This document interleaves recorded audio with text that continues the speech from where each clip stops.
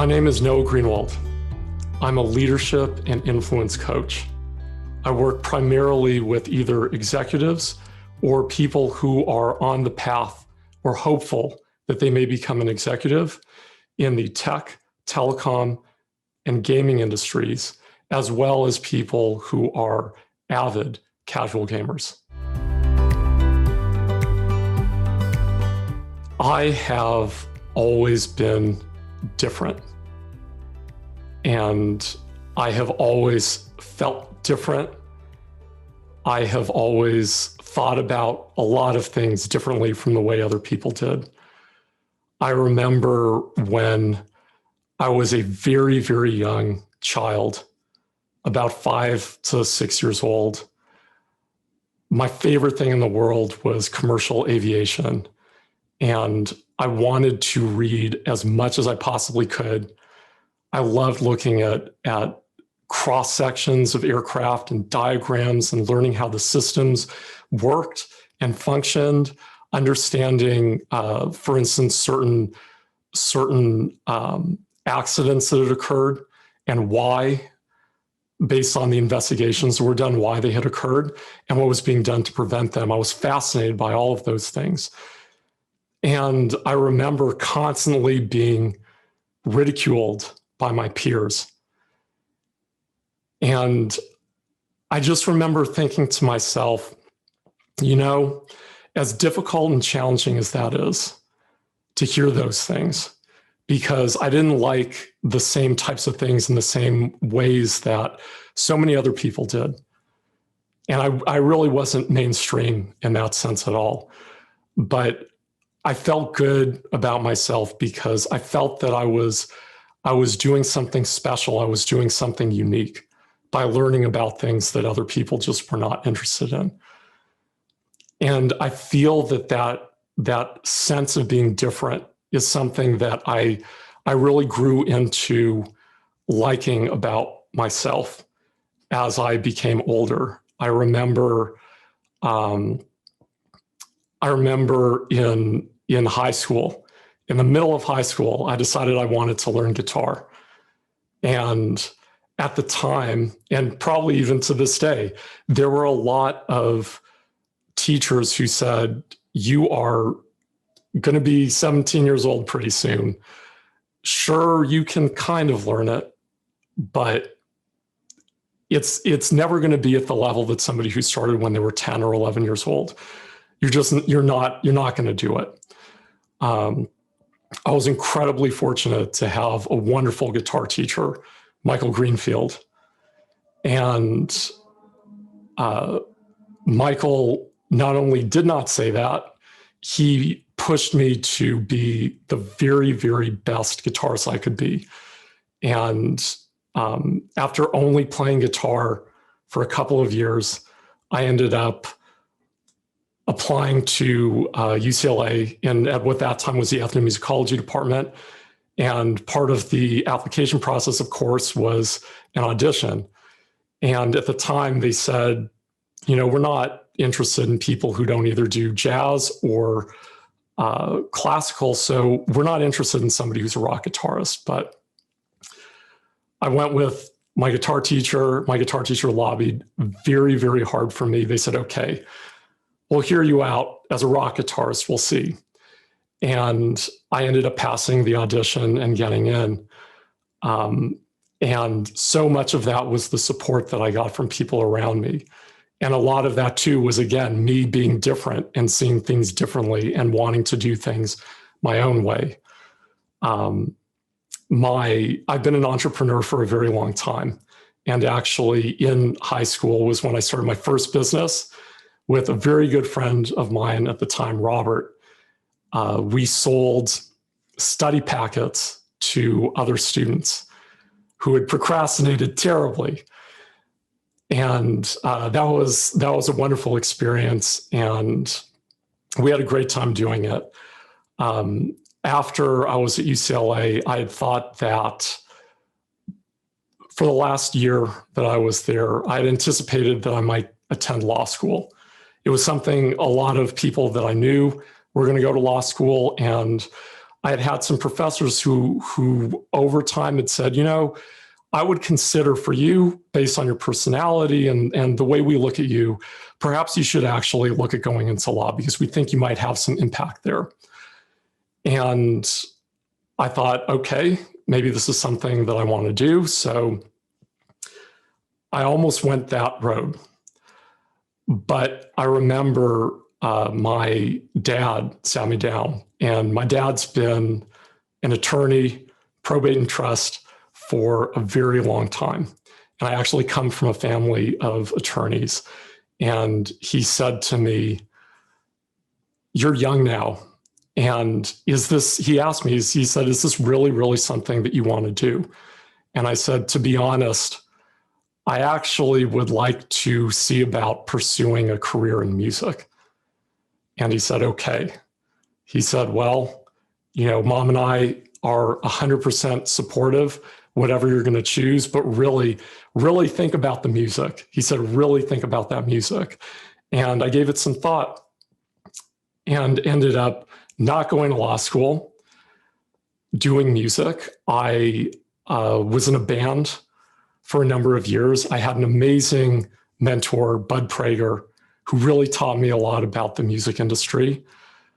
Then eventually with my brother, we formed a production duo, and we did artist development and songwriting for people. That was a wonderful time, wonderful experience. After a little bit, my brother realized that he greatly preferred being in the visual arts. And so he ended up going to Irvine, doing his MFA there. He now lives in Germany. I continued on in music. And I remember one day I was doing, at the time, the music scene had transitioned from being sort of more live music that had been recorded, you know, rock bands and pop acts that were a little bit more acoustic, into very heavily electronic influence. And then finally, fully electronic, and the EDM movement was starting to blossom at that time. I started to work with DJs, and I was doing a lot of ghost production. I was doing a lot of mixing and mastering for their tracks. And one day, one of my clients came in, a really wonderful woman who I really admired a lot, because the industry is incredibly hard for women. And she was so persistent, and she always kept her head up. And I feel that because she had that special attitude, she was also very generous with other people in her sphere. A lot of people might have said, hey, you know, I'm not going to open an opportunity for somebody else because maybe I'll keep it for myself. She wasn't like that at all. And she came in and she said, my manager just booked you an opening slot at a show at a club next week. And that's pretty much it. So I remember thinking, okay, I had not anticipated this at all, but I had learned from just everything in my life that when there's a good opportunity that comes along and something that really aligns with what you feel your sense of purpose and your passion is, that you really need to think about whether that's something, give it good consideration about whether that's something you should pursue. I remember saying, just, that's great, we're going to do it. And I remember at the time, I did not own any equipment for DJing. I didn't have a mixer and I didn't have decks. I did not have any idea of how to, I knew how to mix music. I knew how to take, you know, project file with hundreds of tracks and virtual instruments and actually do a mix on that and master it. But I did not know how to mix two songs together. I had not actually ever done that before. So I was very fortunate. My good friend, Hans Leong, actually had been a DJ in the past, and he lent me his DJ equipment so I could practice on. And then my other very good friend and somebody who's been a part of my team for a long time, Soup de Joe, he got his friend Taylor Torrance from Northern California to actually drive down and to teach me how to DJ. And I'm very grateful that both Soup and to Taylor for doing that, because that was incredibly helpful at a time when I really needed that assistance. I remember playing that first show, and I remember pulling immediately once I booked it, I pulled Wenny in and I said, please, you have to help me with the promo for this. You have to help me, get the word out. And you're so good at, Wenny's so good at opening doors. And I said, please, help me with this. And it was really a team effort from everybody involved. We had, for my first show, it was an amazing show. On our own personal list, we brought over 100 people in on that first show.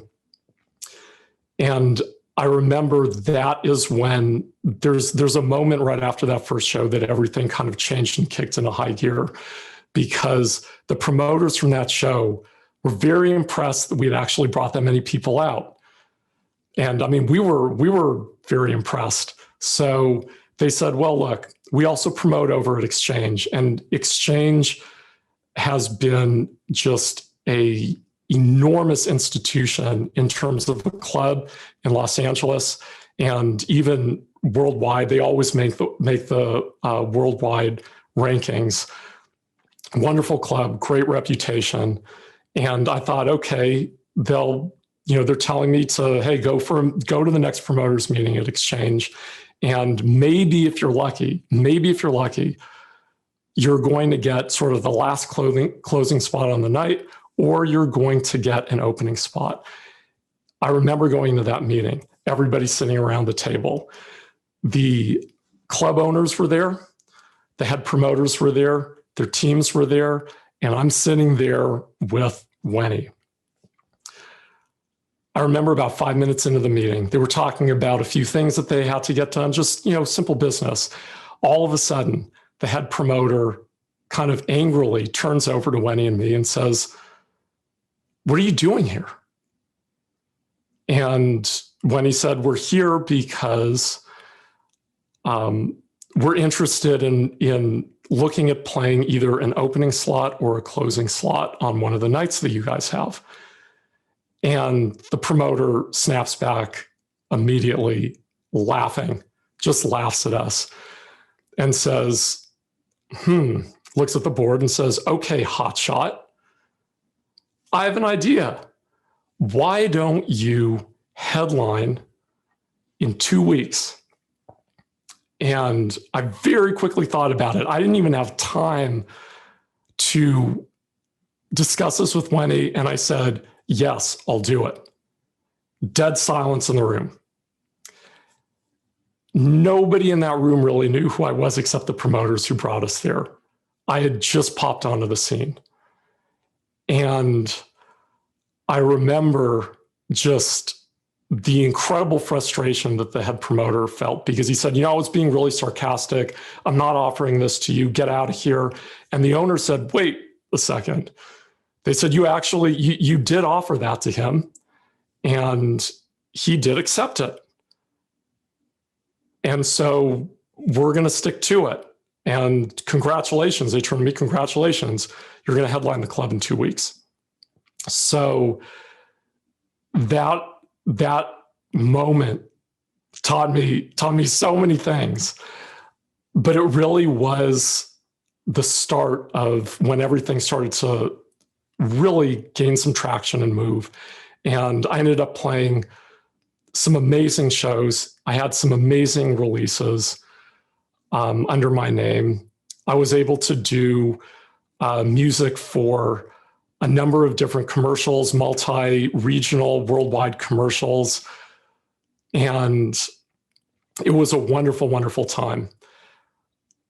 After a number of years of doing that, another opportunity was presented to me, and that was to start a telecom with the partner that I co-founded it with, Stephen Beam. Stephen had a very long career working for AT&T and Micom, doing deployments for in-building and outdoor antenna systems.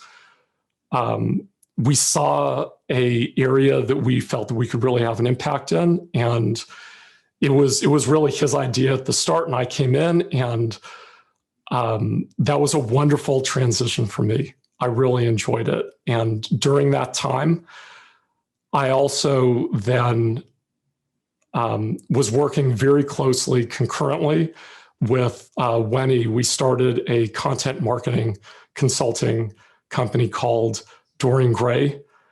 We were very, very fortunate because we not only got to work with some very, very successful sole proprietors and small businesses, but we also had the ability to work internationally with some very large companies. Really, both of those opportunities running at the same time were so fulfilling for me, and then that really brings me sort of to the next evolution, up to speed with the coaching, which is that during that time and working with the clients that we had on the telecom side and going to the meetings that we had for that, as well as doing the consultancy with Dorian Gray and working with those clients, I came to the realization that there could be a different and equally as effective way to do things as consulting, especially in certain circumstances. And I knew that there, on the consulting side, there was a piece that was kind of missing from the equation in some areas. And I found that coaching addressed those head on and addressed them 100%. And they could be amazingly effective if the people who actually seek out the coaching really truly own that change. That's what produced the journey to going to CTEDU, to getting the ICF certification, and to continue to growing the business. And that is pretty much my story. Brings me up all the way till now. And then in the future, we are actually adding some coaching aspects into both Telunity's business as well as Dorian Gray's business, sort of more of a coach and consulting hybrid.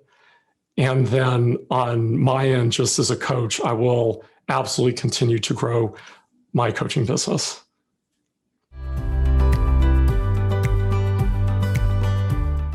First learned about coaching when I was younger, and I saw an interview on TV with Tony Robbins. And what he said resonated with me, even though at the time it was very controversial. And over the years, I remember seeing him and hearing about him and having that conversation brought up again. And over the years, it became less and less controversial. I'd thought oftentimes about becoming a coach and what that might mean for me. But in all of those moments, it wasn't exactly the right time for me to make that jump. And I recall one night, very late, it was after I'd finished working for the day. I was sitting in bed. I had my PS4 on. I was playing Yakuza 0. I had completed the main storyline, and I was working on some of the side quests. I remember really being intrigued, seriously intrigued by the way in which the quests were written. Because normally in a game, you do something very basic, and then you get a little bit of reward, XP or in-game currency, whatever it happens to be. In this game, though, the quests were, anyone who's played it knows that the quests are completely outlandish.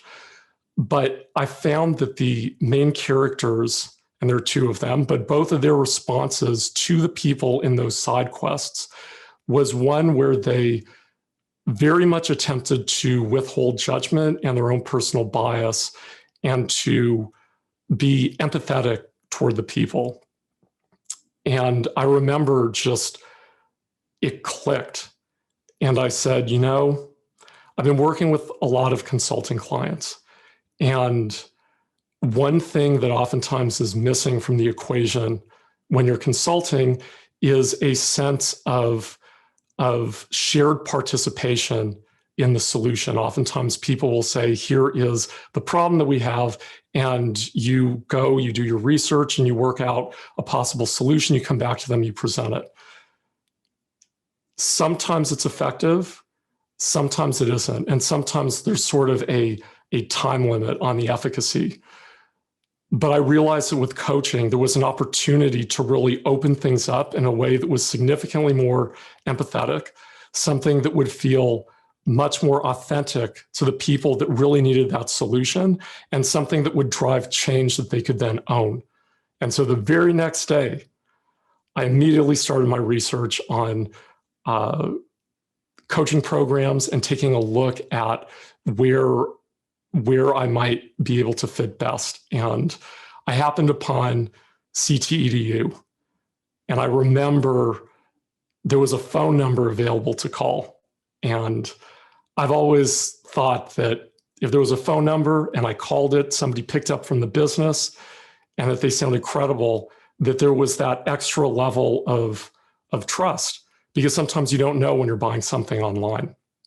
So picked up the phone, called. John answered, and I had a wonderful conversation with him. And from that conversation, I was convinced that CTEDU was definitely the place that I wanted to learn how to become a coach. And I started the very next week.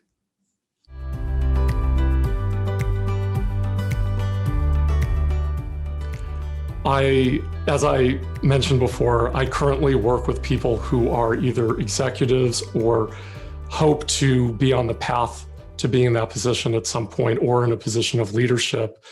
I work primarily with people who are in tech, telecom, gaming, avid casual gamers. I find that my coaching style tends to connect best with them.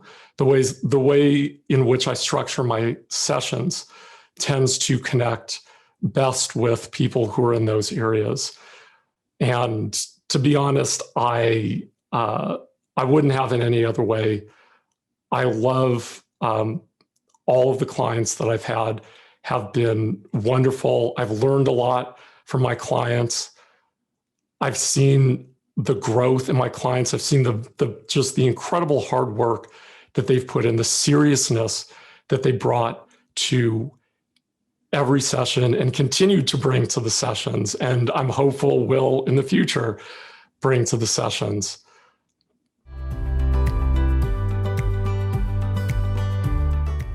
Right now, the short-term vision is to continue to grow and continue to add clients. The longer-term vision is to be able to serve people with elements of coaching far beyond my personal ability and sort of the number of hours that I have in a day. And currently, all of those other aspects are in development, and then I'll be rolling those out over the next couple of years.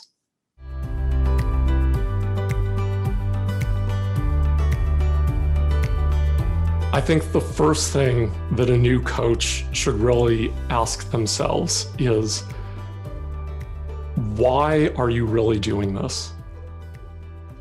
Because everybody has a different reason. And I'm not saying that to say that there's one right reason, because there isn't. There's so many different reasons. But really, why are you doing this? What is it that brought you to coaching? Who do you want to serve? Why are you doing this? Because once you answer that question, you can start to build outward from that, and you can start to understand how your business is going to need to be formed, how you're going to want to transform people's lives, who you're going to want to work with. But I think it really does start with that question of really, why are you doing this?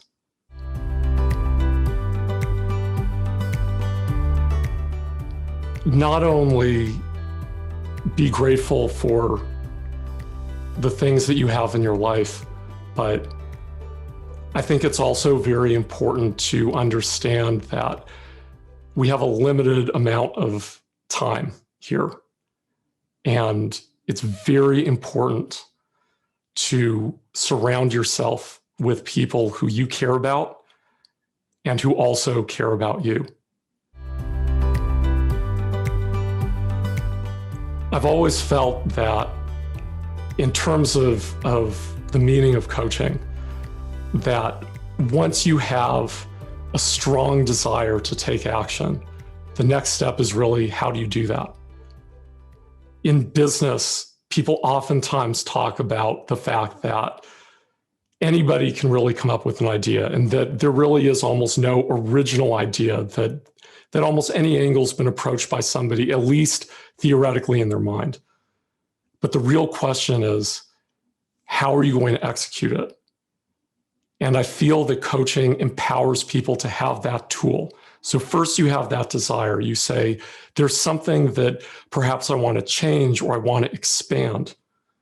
Coaching provides the support system and the network to get the back end of that execution working for you in a way that you actually own. Learning to become a coach has not only allowed me to better know myself, but it's allowed me to do what I love doing. At the core of who I am, I always enjoy helping others. And coaching allows me to do that in a way that's not only fulfilling for me, but also extremely fulfilling for the clients that I work with. And seeing the transformation and the change over the sessions really that's all that I need. I do not actually need somebody to say at the end, thank you, thank you for helping me with this.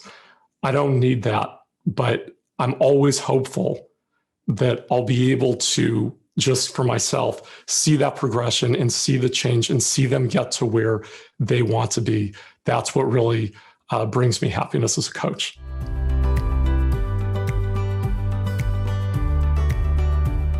I learned the limits of my discipline. I learned that no matter how, and I'm somebody who has always been very disciplined. I've always been disciplined. I've always said to myself at the outset of a project, I need to get a head start on this. I need to divide it up into pieces that I'm actually able to move forward on and digest as I go along. I was never somebody who procrastinated.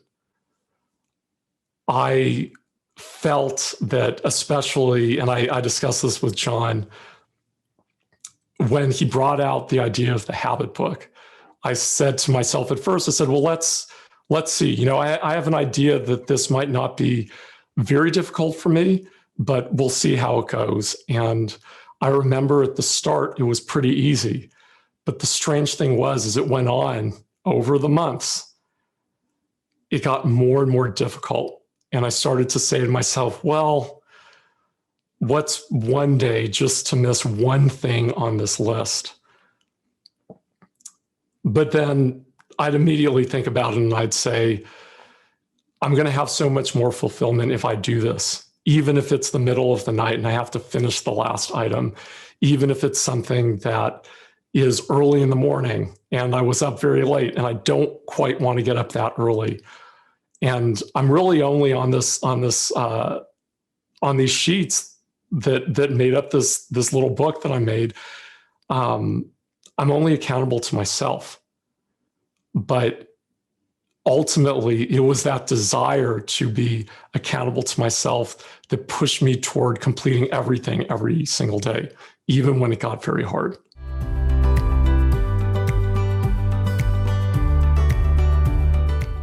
Coach Training EDU forced me to launch my business within the first 2 weeks.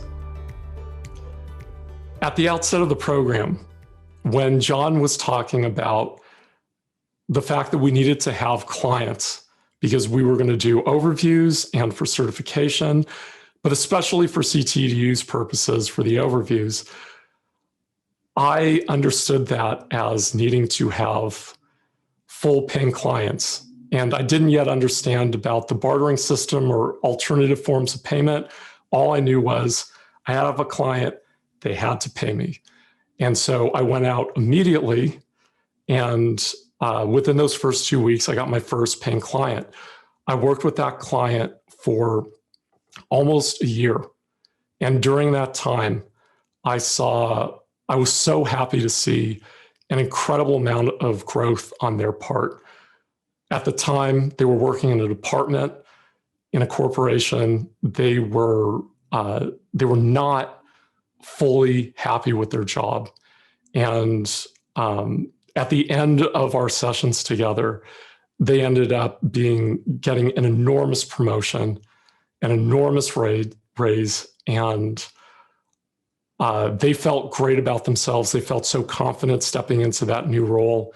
They felt confident because we had not only prepared them to accept that opportunity if it were to come along, but we also did preparation on the back end so that once they started to lead this new team, and they didn't know the team, once they were leading it, we worked on a lot of areas of soft skills that they were going to need to effectively lead the team.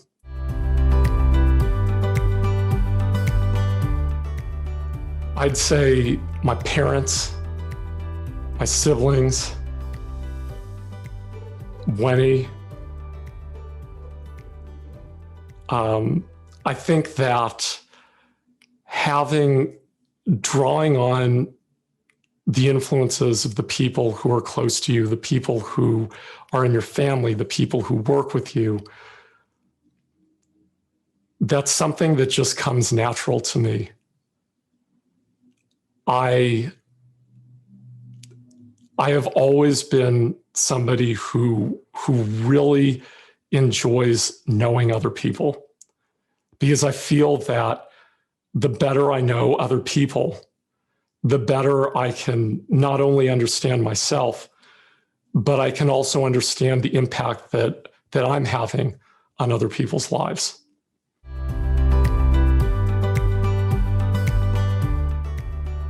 Can't limit it to only one. I can't. I have to say, my parents were my first teachers, and they taught me to live life very ethically, and they taught me the value of what it means to someone else when you really support them, you're really there and you're very supportive, which is incredibly important when you're a coach. My guitar teacher, Michael Greenfield, taught me the value of when you teach somebody something, having that student coming away from the first lesson, or client coming away from that first experience of working with you with something that's practicable in their own lives and valuable to them. Amos Russell. Amos taught me the incredible value of living every day with purpose and dedication. Merle Bauer taught me the importance of being articulate. Herb Hall taught me how unbelievably important first impressions are, and how your presence in a room can really change the way that other people perceive you. John Lasowski taught me that if at first you don't succeed, you pretty much keep trying until you're able to, and that creative problem solving is sometimes the most effective solution when there's a situation that's completely jammed up. And I feel that additionally, Bud Prager, Bud was my mentor for a number of years, but taught me a lot about the music industry. But one of the things that he really taught me about, and I know we love to joke about this, is I was a very cerebral person after college. And Bud showed me that there needs to be a balance in that area in order to fully connect with people. And he was amazing with that. And he also taught me one other thing that was incredibly valuable.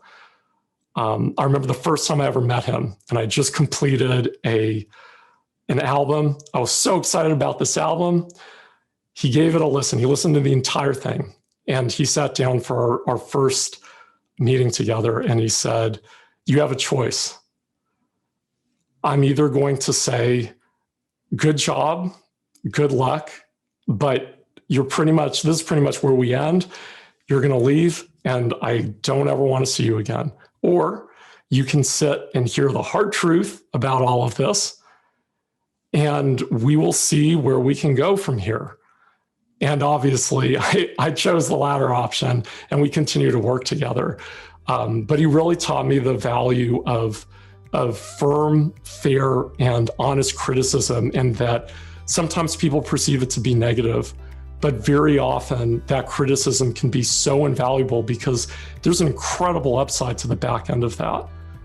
And the incredible upside is in the transformation and the positive momentum that you can build because you're addressing those challenges head on and you come out so much stronger than you were before.